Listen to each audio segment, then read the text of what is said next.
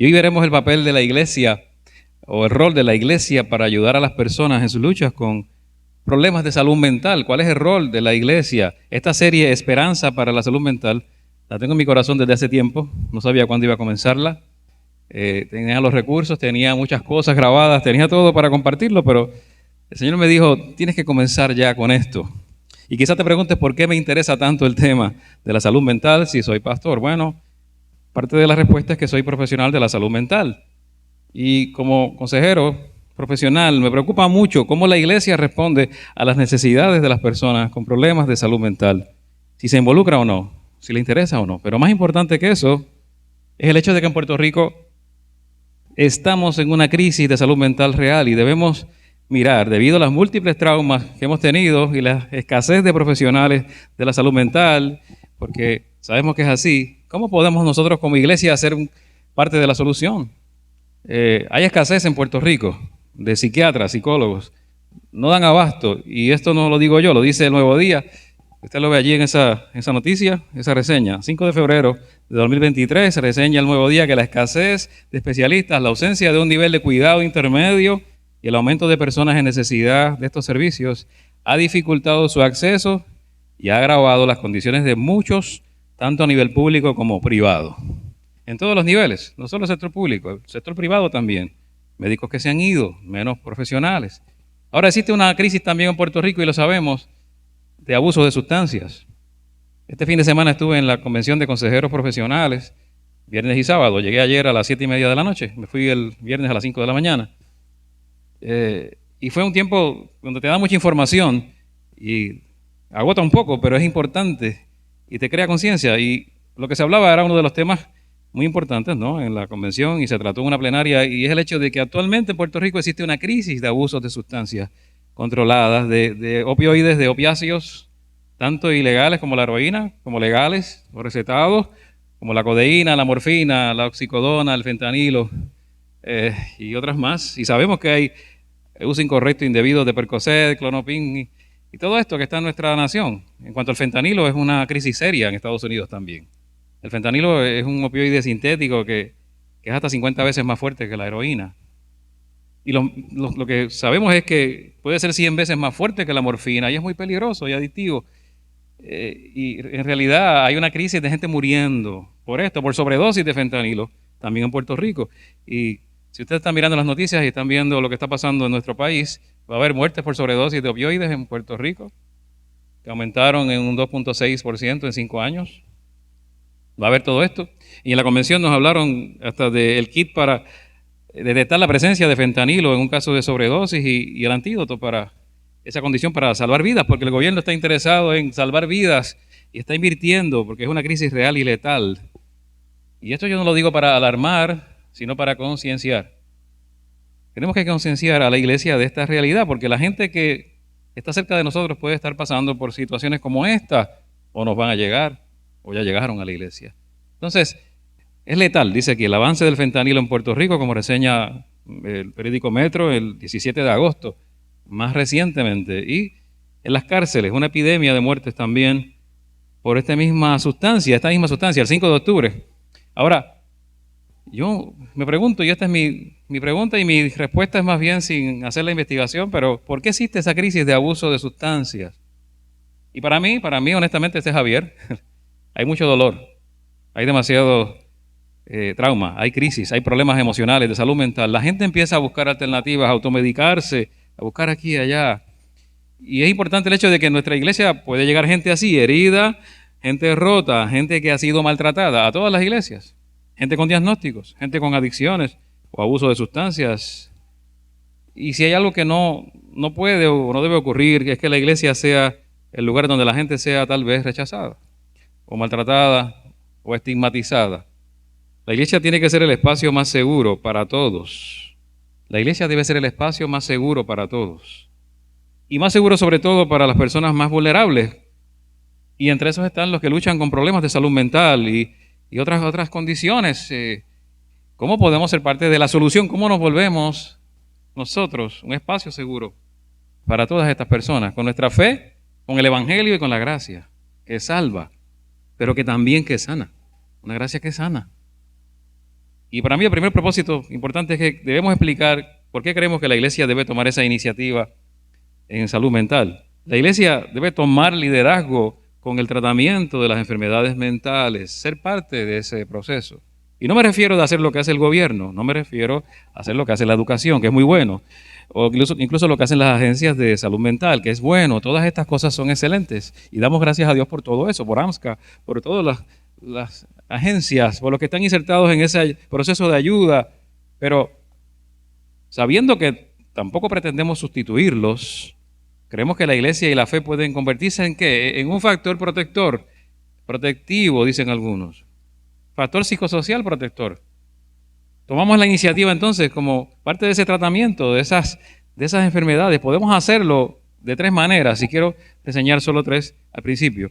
Primero, entre las tres razones, la primera es bíblica. Hay una razón bíblica para hacerlo. Jesús se preocupaba por la salud mental de las personas. ¿Por qué? Porque Él ministraba a todas las personas en todos los sentidos, incluidas las personas con enfermedad mental. La Biblia dice 2 veces en las Escrituras que Jesús fue a cada pueblo enseñando, predicando y sanando. 1/3 del ministerio de Jesús tuvo que ver con la atención a situaciones de salud y médicas. Él predicó, y eso es evangelismo. Él enseñó, y eso es educación y discipulado, pero Él sanó también. Así que a Él no solo le importaba que nuestras almas fueran al cielo, también le importaba que nuestras mentes aprendieran la verdad, pero también se preocupaba por nuestros cuerpos, en la salud y la sanidad física, y nuestras mentes y nuestros cuerpos están conectadas. Por lo que tenemos que mirar que el ministerio de Jesús, tenemos que entenderlo y reconocerlo, que Él trató con personas que luchaban con enfermedades mentales y las sanó. Dice la Biblia, Jesús recorrió todas las ciudades y aldeas de esa región, enseñando en las sinagogas y anunciando la buena noticia acerca del reino. Y sanaba toda clase de enfermedades y dolencias. Ahora me detengo ahí porque es toda clase de enfermedades y dolencias. Y cuando dice toda clase, uno dice, pues ya no se trata solo de la lepra o del endemoniado, toda clase de enfermedades y dolencias. Y eso puede incluir al que está enfermo mentalmente, al que tiene problemas relacionales que le afectan emocionalmente, a todo tipo de mal. Ese era Jesús. El ministerio de Jesús era integral, porque atendía toda la necesidad humana. Jesús atendía las necesidades espirituales, dando ¿qué? Salvación. Hablaba de salvación y liberación espiritual. Sí, pero también las sociales, porque creó una comunidad de fe que evitaba ¿qué? El aislamiento y la soledad. Y las físicas, porque hacía sanidades y milagros sanando enfermedades. Entonces, atendía también las mentales y emocionales de las personas con ¿qué? Con la verdad que va a nuestra mente y nos corrige, nos ayuda a no vivir en la mentira, con la compasión que mostraba con la gente y con la esperanza que brindaba. Todo eso lo hacía Jesús. Atendía todo. Cuando Jesús sanaba a la gente, el impacto de su ministerio era en todo el ser humano. Se manifestaba en la dimensión física de la persona, en la espiritual también, en la emocional o mental y en la social. Si recuerdan los 10 leprosos, esa historia que se titula los 10 leprosos, yo la llamaría el leproso agradecido, mejor que 10 leprosos. Porque lo que hace hincapié es de un leproso que se acercó a Jesús agradecido. Dice la Biblia que cuando ellos iban camino al templo, que Jesús los envió a los sacerdotes, fueron sanados. Y uno de ellos, al verse sano, regresó alabando a Dios, a gritos. Alabando a Dios a gritos, regresó alabando a Dios, pero casi gritándolo. Podemos decir que era algo muy emocional, que era explosivo, que era una adoración espontánea de alabanza que surgió. Y vemos un hombre leproso en su peor condición física, a un estado totalmente distinto. Nos enfocamos quizás en el milagro de la sanidad física, que es importantísimo, es que es algo que es espectacular, si lo miramos desde ese punto de vista, es milagroso, pero miren el impacto emocional. Alabar a Dios dando gritos implica que hay gozo, que hay gratitud y que hay esperanza. Y alabar a Dios en este momento, saliendo de la miseria, de una enfermedad como esta tan detrimental físicamente, socialmente, por el rechazo, por la estigmatización, porque tenía que vivir la persona fuera de la ciudad, por todas las cosas, el aislamiento, todo lo que implicaba ser leproso, ahora se resuelve. Y también es espiritual, porque esa gratitud conduce a la adoración a Dios y a Jesús, que es Dios. Y en un testimonio público del poder de Dios. Así que su sanidad física tuvo un impacto social. Me imagino cuántas personas fueron impactadas por su milagro de sanidad, su familia. Hablando de Jesús. Y ese es el modelo del ministerio de Jesús para la iglesia, uno sanador. Dios nos llama a hacer eso. Y vemos ocasiones como el ministerio de Jesús se centraba en otras cosas. Si miramos la mujer perdonada, Mateo capítulo 7, 36 al 38, hay una sanidad distinta. Uno de los fariseos invitó a Jesús a comer, dice este pasaje. Así que él fue a la casa del fariseo y ocupó su lugar en la mesa. Había en el pueblo una mujer de mala vida. Cuando se enteró de que Jesús estaba comiendo en la casa del fariseo, se llevó un frasco de alabastro con perfume en aceite, se colocó detrás de Jesús, lloraba a sus pies y empezó a mojarle, mejor dicho, los pies con sus lágrimas, los secó con su cabello, los besó y los ungió con el perfume en aceite. Y allá había toda una predicción en cierta manera de cómo Jesús iba a morir, ¿no? Allá hay todo un proceso donde podemos hablar de cómo, ¿verdad? Ya él iba camino hacia lo que sabemos, hacia la cruz, a morir. Esta unción en un sentido era reflejo de esto. Pero Jesús le dijo a la mujer en el verso 48, tus pecados son perdonados. Verso 48, tus pecados son perdonados.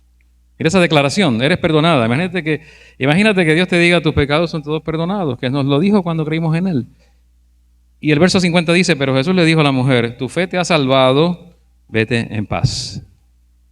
Así que el resultado de la intervención de Jesús, el resultado del perdón, el resultado de esa respuesta de Cristo a la acción de ella de adoración, de ¿qué? De arrepentimiento. Cuando ella hace ese proceso donde reconoce que Él es Dios, reconoce que merece adoración, le da lo mejor en su adoración, le dice, tu fe te ha salvado, vete en paz. El resultado de ese perdón fue salvación espiritual, perdón de pecados, pero también fue paz. Paz mental.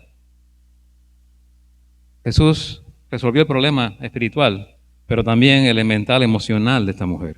Y hay una conexión aquí que es importante. Jesús quiere ser sanador a través de la iglesia, a través de nosotros, sanador para todo el mundo, sin importar quién sea la persona. Esta era una mujer de mala vida, dice allí, de mala reputación, que la sociedad la rechazaba también, igual que el leproso, el otro hombre, por razones distintas, esta por razones morales, el otro por razones de enfermedad física y de las leyes que había en el momento en el pueblo judío. Pero de ese contexto de rechazo, de ser una mujer malvada, Jesús provee paz y salvación y perdón que resulta en ello. Y cuando miras el pasaje, entonces te das cuenta que Jesús viene a resolver más que el problema de vas al infierno, no vas al infierno, vas al cielo. Viene también a resolver el problema tuyo actual, tu situación de ahora, la falta de paz, cuando hay dolor, cuando hay culpa, cuando hay todas estas cosas que nos destruyen internamente. Y así va a llegar gente a la iglesia destruida. Entonces, ¿cuál es nuestro ministerio cuando miramos a Jesús? Si lo seguimos de ejemplo. Ahora hay una segunda razón histórica, y quiero que veamos esto rápido. La segunda razón es histórica, y esto no es nuevo para la iglesia. Ser sanador o sanadora es una historia de 2000 años de atención a los enfermos. La mayoría de la gente no sabe que la iglesia inventó el hospital. La gente no sabe que la iglesia es quien inventa esto. El hospital no fue inventado por los estados, ni por las agencias de salud, ni por las organizaciones no gubernamentales o las ONG, ni nada de esto, que son buenas, pero no inventaron el hospital. El hospital fue inventado por la iglesia. No es casualidad que siempre, en casi todos los países del mundo, se fundara algo, ¿verdad? Donde fueron los misioneros cristianos, siempre que iban a algún lugar, allí donde se predicaba y se enseñaba, también se establecía un hospital y se sanaba. Eso siempre pasó en las misiones. Muchas misiones, muchas denominaciones comenzaron con un hospital en algún lugar, atendiendo la necesidad física. Así que Jesús no es solo nuestro Salvador en el sentido espiritual, sí lo es también nuestro Maestro, pero también es nuestro sanador. Es Salvador, es Maestro y es sanador. Y la iglesia tiene que estar en ese mismo proceso de brindar esperanza, en el negocio de la esperanza, de brindar esperanza. Tenemos una historia de 2000 años, llevamos 2000 años haciendo esto, brindando atención, más que cualquier otra organización. Y eso no lo dice para jactarse ni para, ¿verdad? No lo dice para eso, uno lo dice ¿para qué? Para crear conciencia de nuestra función ahora, de la necesidad que hay. aquí una tercera razón, y quiero que miremos esa, y es una razón que es más bien práctica. Cuando hablas con personas que sufren, mucha gente contacta primero a su iglesia antes de ir a otro lugar. Cuando sienten dolor, o tienen un conflicto en su familia, o no llaman necesariamente primero a un abogado o a la policía, llaman primero quizás ¿a qué? Tampoco es a algún director de la escuela o un médico, van primero al sacerdote o al pastor, un líder espiritual. No sé si saben que la mitad de los adultos, de todos los adultos en Estados Unidos, van a luchar con una enfermedad mental en algún momento de sus vidas, la mitad. Y yo creo que aquí es igual. Sabemos por nuestras experiencias que sí, que la gente necesita atención, a veces 24 horas al día. La gente tiene que conseguir ayuda a veces en horas que no hay nadie, que no hay médicos, que no hay personal disponible, que no hay agencias. La gente cae en crisis en cualquier momento. Se cae en crisis en cualquier momento. Ahora, ahí la iglesia puede tener un rol que no tiene ninguna otra organización. Lo segundo es que la iglesia debe mitigar el estigma. Mitigar el estigma. Nosotros tenemos esta necesidad, esa que está allí, que están viendo en pantalla. Tenemos la necesidad de reducir el miedo que rodea la enfermedad mental. ¿Y qué quiero decir con esto? ¿Por qué crees que la gente duda a veces en hablar sobre enfermedades mentales o su situación mental y emocional? El problema es casi siempre que tienen miedo a la reacción de la gente. Si tú tienes un problema de cualquier condición, el hígado, pues tú vas al médico sin problema. Si tienes una situación de un diagnóstico de cualquier tipo y buscas el medicamento y lo utilizas, el corazón, hay problemas, sin problemas al cardiólogo, nadie te dice nada, nadie te juzga por eso, todo el mundo te apoya. El diagnóstico de cáncer, más te apoyan y estás en un proceso de quimioterapia y todo el mundo te apoya, pero cuando es salud mental la gente dice, no me atrevo. La gente dice, no voy a decir eso, ¿qué van a pensar? Soy creyente, ¿qué van a decir? Que no tengo fe, que yo tengo a Cristo hace tanto tiempo, que qué sé yo. Y entonces, ¿cómo voy a estar usando medicamentos y toda esa montón de cosas que surgen en la mente, de mentiras, a veces no nos lleva o no los lleva a los creyentes a buscar la ayuda. Pero si tu cuerpo está enfermo, tú buscas el medicamento y la ayuda médica necesaria o lo que sea, la terapia que sea, porque te duele la pierna, vas al terapista físico sin problemas. Ahora, si es el cerebro, si es la mente, la gente lo hace a escondidas, en secreto. No quiere que nadie se entere, no quiere que sepan. Y aquí hay personas que van a necesitar esos medicamentos, no hay otra alternativa. Van a necesitar esa medicina. El problema es fisiológico, el problema es cerebral, el problema es algo que afecta a tu salud mental. Tienes que ir al profesional de ayuda que necesites, al médico que sea, no hay otra solución. Y la iglesia debe ser ¿qué? Alguien que quizás afirme eso, no que lo desautorice, sino que diga, es que bueno que estás buscando ayuda. Pero voy a orar por ti, claro, Dios tiene recursos espirituales, Dios te ama, la fe te va a ayudar, vamos a orar por ti, el Espíritu Santo está en ti, pero te vamos a ayudar con eso, te vamos a apoyar en eso. ¿Por qué? Porque tienen una condición que requiere cuidado científico y médico. Y un problema en Puerto Rico es que la gente a veces se automedica. Para no ir a un lugar que no lo identifiquen, vamos a automedicarnos, a usar lo que consigamos por ahí. Y empiezan a automedicarse y a abusar de las sustancias, legales e ilegales, para manejar síntomas. Y esa automedicación lleva al abuso de sustancias y la adicción. En Puerto Rico todo el mundo es médico, todo el mundo se cree que es médico y te dice, mira, eso que tú tienes me lo ayudó, a mí me lo resolvieron con esta pastilla, tómatela tú, que lo más seguro te va a resolver. Y yo me la tomo y a mí me resuelve, pero para ti puede ser muy buena. Ese medicamento para otro puede ser letal, ¿verdad, Francisco? ¿Verdad, Frank? Para mí puede ser buena porque me la prescribieron, pero para otro, ¿qué tú dices? Yo no sé la condición que él tiene, lo puedo matar. Pues tómatela tómate aquello que me dieron. Bueno, su vida está en riesgo. Para mí es recomendable, para otros no necesariamente. Entonces, tu cerebro puede afectarse. No es un pecado estar enfermo, ni del corazón, ni de los intestinos, ni de aquí. Es parte de tu cuerpo. Hay personas con desbalances químicos, con condiciones hormonales. Si tienes tiroides o tienes diabetes, puede que tengas más depresión o ansiedad. Las personas con diabetes tienen de 2 a 3 veces más probabilidades de presentar depresión que las personas sin diabetes, ¿cierto o no? Falso. Creo que sí. Están más propensas, ¿verdad? Y me corrija si me equivoco. Yo no soy médico. Es lo que leí. Y no se trata entonces de trastornos psiquiátricos, sino condiciones que afectan las emociones, condiciones físicas tratables, fisiológicas, pero que afectan las emociones. Y una persona puede sufrir dolor y puede estar irritada por ese dolor y puede llegar el domingo irritado por el dolor. O puede llegar deprimido por la diabetes, o puede llegar ansioso por lo otro, por la tiroides que está descontrolada. Todo eso puede pasar. Y todo esto comienza con una necesidad de eliminar los estigmas. Todos esos estigmas comienzan en un punto donde es darnos cuenta que todos estamos, que en cierta manera, todos estamos propensos a esto.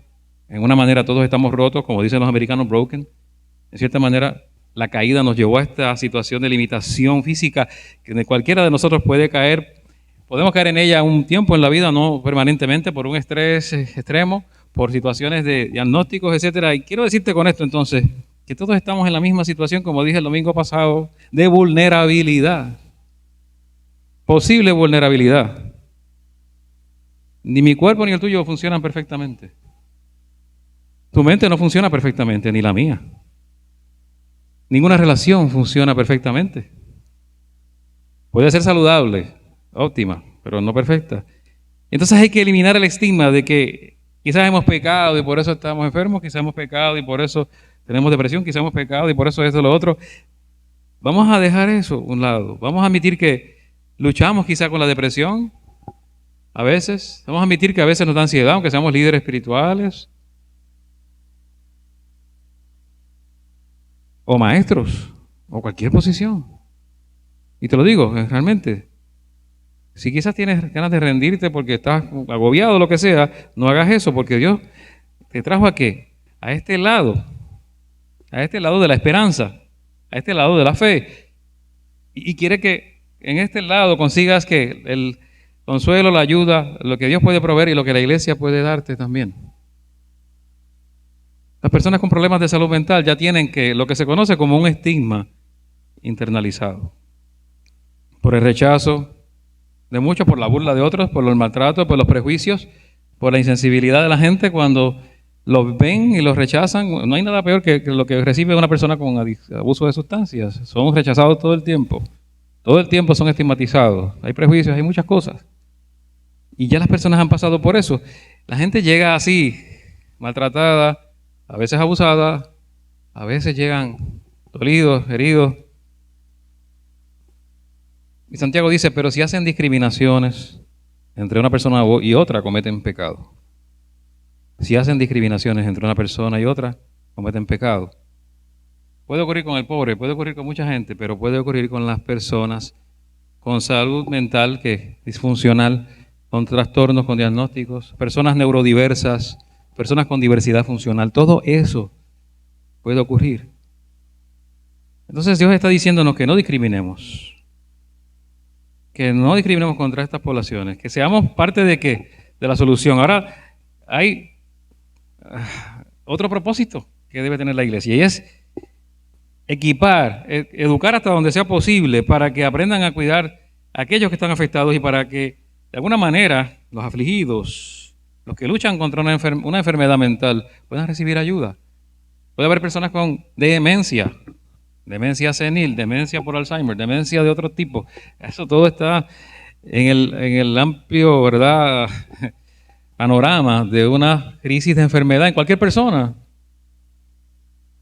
Debemos entonces equiparnos para estar educados y la iglesia puede cumplir ese rol hasta cierto punto. Creemos que la enfermedad es compleja.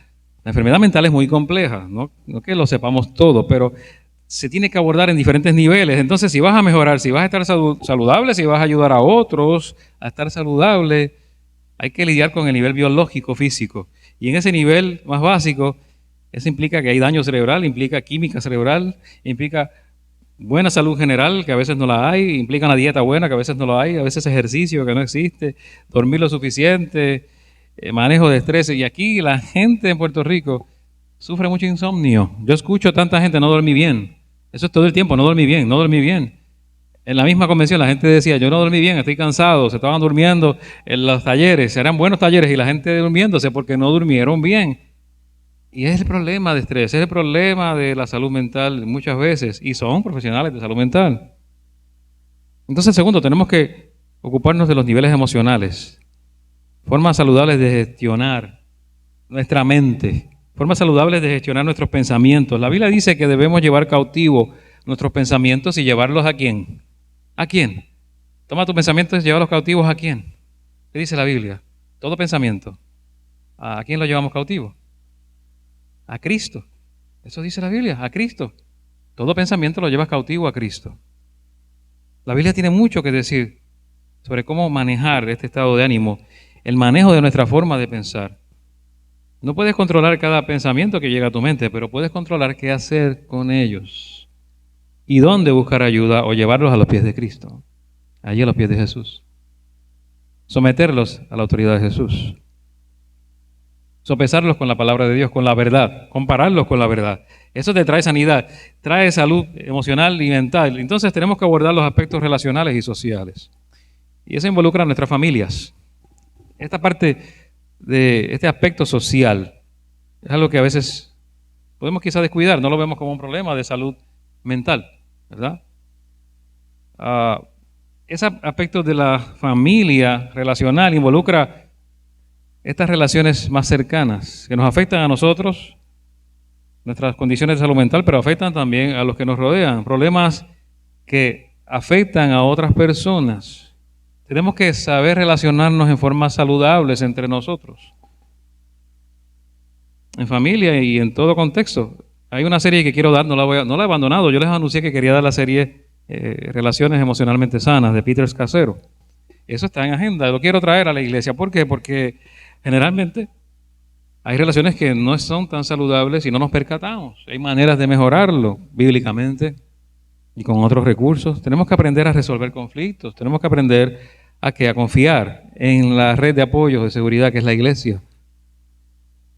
Tenemos que aprender a confiar en esa red de apoyo, a construir personas seguras en nuestras vidas, a llenar a nuestras vidas con el amor y la gracia de Dios, el amor y la gracia de otros que caminan con nosotros.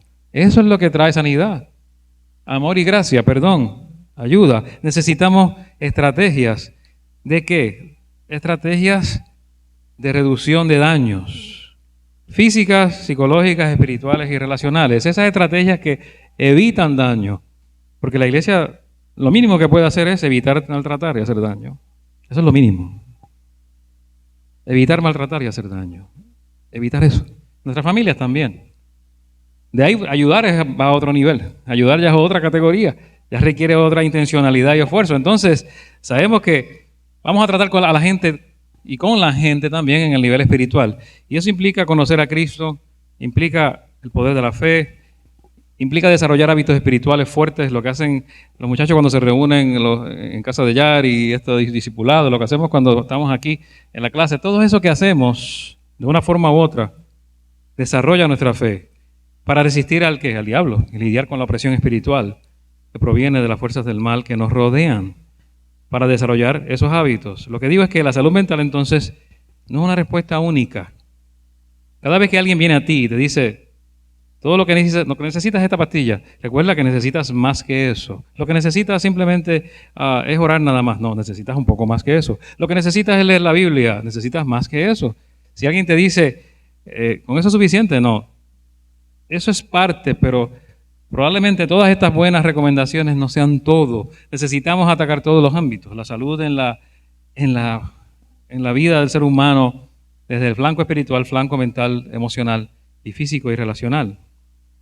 Entonces el cuarto propósito es que queremos que las iglesias, las familias, las personas que conocemos y los recursos, ¿verdad?, que existen, lleguen a las iglesias, a las familias y las personas que conocemos, para que puedan aprovechar estos recursos. Ya vimos lo de la familia, que tiene un rol importante, un poco, pero vamos a ahondar un poquito más sobre eso, porque hay recursos importantes. Dime, te bendiga, dime. Ajá.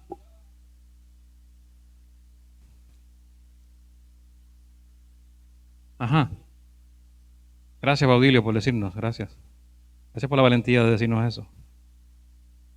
Y oramos por ti, porque yo sé que eso afecta no solo a la persona, sino también a los que le rodean, a los familiares. Y vamos a orar por ti cuando terminemos el mensaje. Gracias por decirlo. ¿Okay? Y la familia, como dice Baudilio, son parte de ese rol sanador. Hay recursos disponibles que no conocemos a veces. Y a veces la ayuda no llega por desconocimiento. Y yo estoy compartiendo información con ustedes en las redes sociales. En la semana envié un devocional centrado en la salud mental de Hope Made Strong. Hope Made Strong hace una cumbre todos los años de la iglesia y la salud mental. Todos los años. Les compartí también material de Mental Health Grace Alliance, la Alianza de la Gracia para la Salud Mental. Muy bueno en español. Y estoy utilizando material de Sanctuary of Faith, el Santuario de la Fe, que es otro movimiento o otro ministerio de salud mental generado, ¿verdad? Y originado en Canadá, ya ha estado en Inglaterra y ahora en español. Y todos estos recursos yo los puse en mis manos, como en la pandemia, buscando alternativas, buscando respuestas a muchas cosas, ¿no? Métodos para ayudar. Estaban disponibles, se generaron durante la pandemia, cuando vieron la crisis de salud mental que podía generar este tipo de eventos. Y quizás ya existían, pero comenzó a hacerse público, a traducirse. Y lo quiero compartir con ustedes porque esto es educación. Esto simplemente es hacer accesible a los recursos. Esto nos ayuda. Todo esto que Dios pone en nuestras manos son recursos con base bíblica para ayudar a mitigar los problemas de salud mental. Y Dios ha puesto en mi corazón compartirlos. Yo no sé por qué. Solo está allí el deseo de Dios en mi corazón. Y como pastor los quiero hacer disponibles. Muchos están en inglés, los estoy traduciendo, me tardo, hay que editarlos, pero todo esto vale la pena, porque lo que te invito es a que no te los pierdas, a que los compartas con otros, porque sin saberlo podemos estar salvando vidas, sin saberlo. Dios puede usar todo esto para evitar o prevenir un suicidio. Alguien decía en la convención, erradicar o mitigar la estigmatización salva vidas. Cuando dejamos de estigmatizar y comenzamos a ayudar, eso salva vidas, ¿verdad? Entonces hemos tenido seres queridos, amados, que han pasado por la estigmatización. Y aunque la iglesia siempre ha trabajado con esto, brindando consuelo, ánimo, esperanza, casi siempre viene después del evento doloroso, después de la muerte inesperada, después de que alguien cometió un acto contra sí mismo o algún acto violento, ¿verdad? Cuando ya ha ocurrido algo, la iglesia interviene como algo que, pues, lo que se llama posvención después. No es prevención y no es intervención en el momento que ocurre, es posvención, es después. Pues tenemos que movernos como iglesia, necesitamos movernos de la posvención, de intervenir cuando ya el daño ocurrió, a prevenir, si se puede, con la ayuda de Dios, y a intervenir, si se puede, con la ayuda de Dios, y a ayudarlos a que consigan donde está la ayuda, si no somos nosotros la ayuda. En un evento de dolor, traumático, crisis, en toda situación, podemos brindar todo el consuelo y ánimo, pero hay que moverse, ser más proactivo. En ese sentido, como iglesia, es lo que yo creo que Jesús hacía. Jesús no solo llegaba después, llegaba antes y en el momento preciso cuando estaba ocurriendo. La Biblia dice, sean compasivos, como su Padre es compasivo. No juzguen a los demás y Dios no los juzgará a ustedes. No condenen a los demás y no serán condenados. Perdonen y serán perdonados. Den a los demás y ustedes también recibirán. Miren todos los factores protectivos que hay allí de protección. Primero, tener compasión de la gente, de todos. Segundo, no juzgar. Tercero, no condenar. Cuarto, perdonar. Quinto, dar, cuando podamos dar. Todo eso. Y no se limita a lo físico, se limita a todo lo que podamos dar. Queremos crear conciencia del poder de Dios, el potencial de la iglesia como vanguardia en participar en el proceso de ayudar, de tener un ministerio de salud mental basado en la fe, pero no enajenado de la ciencia. Basado en la fe, pero no enajenado de lo que la ciencia aporta, de lo que la gracia de Dios aporta a través de la ciencia. Entonces que seamos conocidos no por juzgar, no por hacer caso omiso, no por hacer daño, sino por que ayudamos a las personas con salud mental, de problemas de salud mental, que luchan con pensamientos y emociones.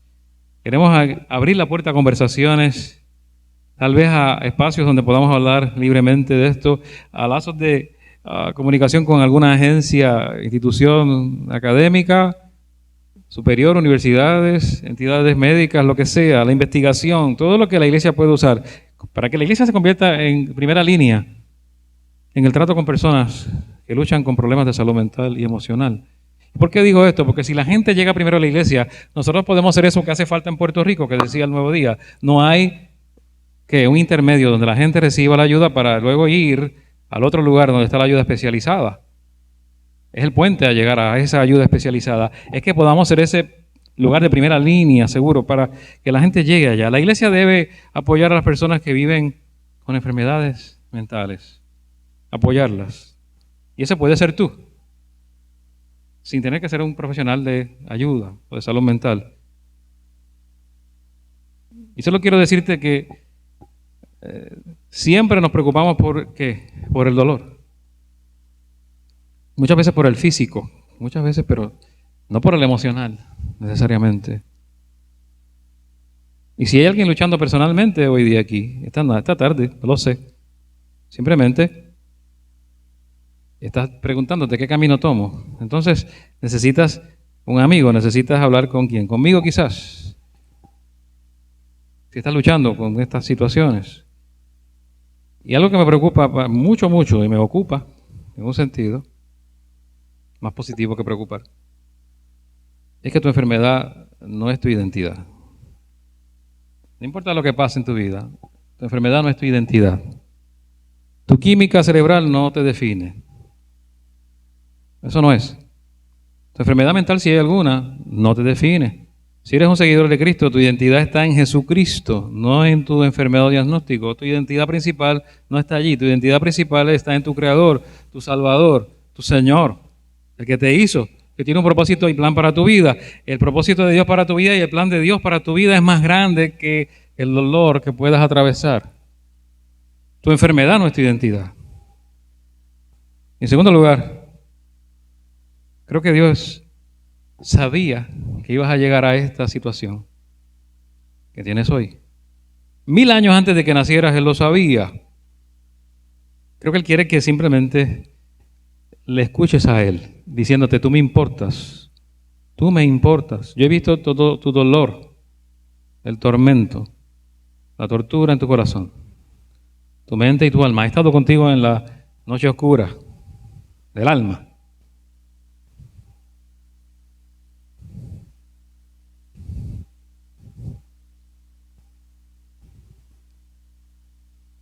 Tal vez necesites escuchar de Dios, he estado contigo cuando estás triste, o he llorado contigo, te amo. Por eso te creé, te formé, te conozco desde el vientre de tu madre. Y el mayor dolor que tengas o que estés pasando, todo eso lo sé. Y todo eso yo lo llevé a la cruz. Dios quiere decirte eso hoy, sin importar lo que tú sientas, el dolor que estés atravesando, porque eres valioso para Dios, eres amado por Dios, eres perdonable por Dios en Cristo, y eres útil para Dios y puedes ser útil en sus manos. Dios quiere usarte y quiere llevarte a través de ese dolor, atravesarlo y quizás darte un ministerio para ayudar a los que estén en dolor. Por eso a veces todo esto pasa. Entonces, estás en ese proceso de enfrentando un muro en tu vida, pero al otro lado del muro está tu futuro. Y Dios te quiere llevarte allí. Dios te quiere llevar allí, al futuro que tienes. Entonces, aquí las historias de Dios son importantes. Ha habido historias de regresos. Cuando damos un regreso es que vamos en una dirección, quizás la que no era correcta, y regresamos. Hay muchas historias de personas que se han alejado mucho y quizás han caído muy bajo, muy hondo, han tocado fondo, pero han regresado, porque no es el fin. Nunca es el final de tu vida lo que está pasando. Es una etapa de tu vida de la que puedes regresar. Cuando yo estoy en el pozo de la desesperación, como dice el salmista, de ahí te rescata el Señor, te saca. Ese es el regreso. Pero estuviste allí. Algo aprendiste en el pozo. Algo. Cuando Dios te saca algo, vas a hacer con eso. Lo vas a usar para algo, para el bien de otro. Y no eres la única persona que se siente así. Y la iglesia está aquí y debe estar aquí para ayudarte. Y ayudar a todo aquel que esté en el pozo de la desesperación. Con la ayuda de otros, En el nombre de Jesús y oramos. Padre, te damos gracias en esta tarde porque dejaste en tu palabra, Señor, consuelo, esperanza, el modelo de Cristo, ministerio sanador, para toda dolencia y toda enfermedad, todo mal, espiritual, mental y emocional, físico, relacional. Si no fuera posible, no lo predicaríamos. Si no lo hubiésemos visto, no lo hablaríamos. Si no estuviera en tu palabra, no lo declararíamos. Si no estuviera seguro, convencido, jamás lo diríamos. Pero sabemos que es así. Porque tú levantas al caído. Y al que cae aún 7 veces, tú lo levantarás. Porque nos sacas del profundo pozo de la desesperación. Nos puedes usar para sacar a otros, ayudar a otros. Gracias, Señor, por toda esa gracia, el perdón, todo lo sanador que es el Evangelio. Gracias porque la verdad que creemos nos libra de la mentira que nos lleva a la depresión, a la ansiedad. Pero ayúdanos a reconocer que somos vulnerables, finitos, que necesitamos ayuda, que necesitamos la mano amiga, que necesitamos los médicos, que necesitamos los psicólogos, los psiquiatras, los profesionales de ayuda, que necesitamos toda la ayuda que por tu gracia llega a nosotros. Y gracias porque tenemos la fe y el Espíritu Santo. Garantía de tu presencia, nuestra ayuda permanente. Gracias, Señor, por todo lo que nos das.